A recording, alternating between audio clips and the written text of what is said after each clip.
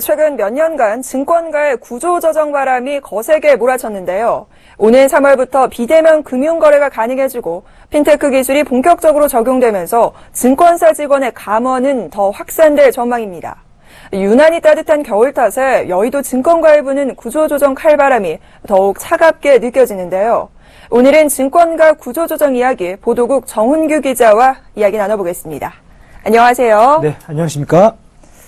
네, 이 증권가의 감원 소식이 몇 년째 그치질 않고 있습니다. 지금까지의 현황 어떻습니까? 네, 증권사 감원 바람은 주로 영업점이나 지점이 사라지면서 발생했는데요.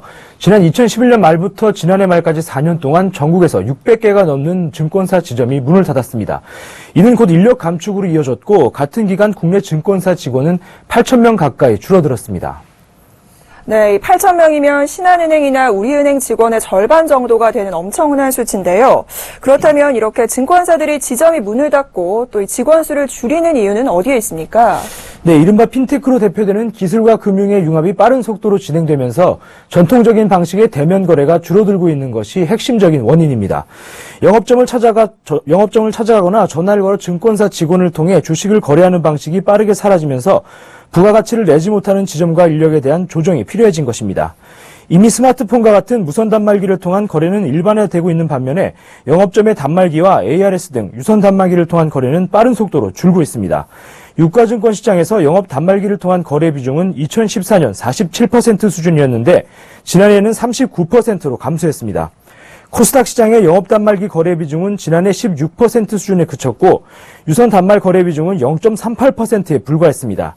최근에는 매매 거래를 넘어서 개인 자산 분석과 관리까지 사람 대신 맡아주는 로보 어드바이저까지 등장했는데요.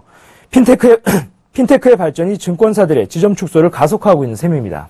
네, 이 로버 바이어드저라 그야말로 이 사람이 기계에 밀리게 된 셈인데요. 여기에 최근 잦았던 증권사들의 인수합병 소식까지 그야말로 증권맨들을 불안하게 하고 있다죠. 네, 지난 연말 증권업계 최대 이슈였던 대우증권과 미래에셋증권 간의 합병이 올해부터 본격적으로 진행되는데요.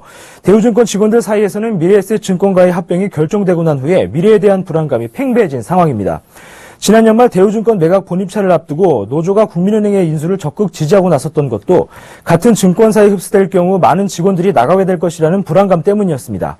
일단 박현주 미래에셋그룹 회장이 직접 기자회견에 나서 대우증권 직원들을 후배라고 챙기며 구조조정 가능성을 부인했는데요.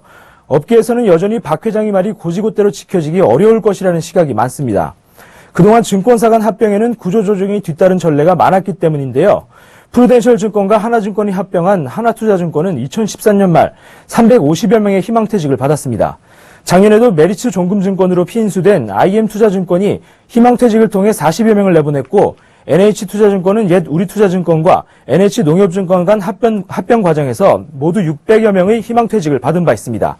여기에 현대증권 등 다수의 증권사들이 매물로 거론되고 있어 추가 인력 감축 우려가 커지고 있는 상황입니다.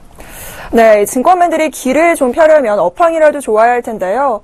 향후 증권 쪽 이 업종 전망은 어떻습니까? 네, 올해 증권업종 전망도 밝지 않습니다. 새해 첫날부터 중국 증시가 폭락하면서 세계 시장이 말 그대로 화들짝 놀라지 않았습니까?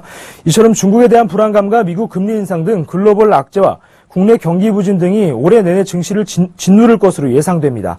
주식시장의 부진은 증권사의 수익 악화로 직결된다는 점에서 첫 출발부터 크게 흔들린 올해 증시 상황은 증권가의 우려를 더 크게 하고 있는데요.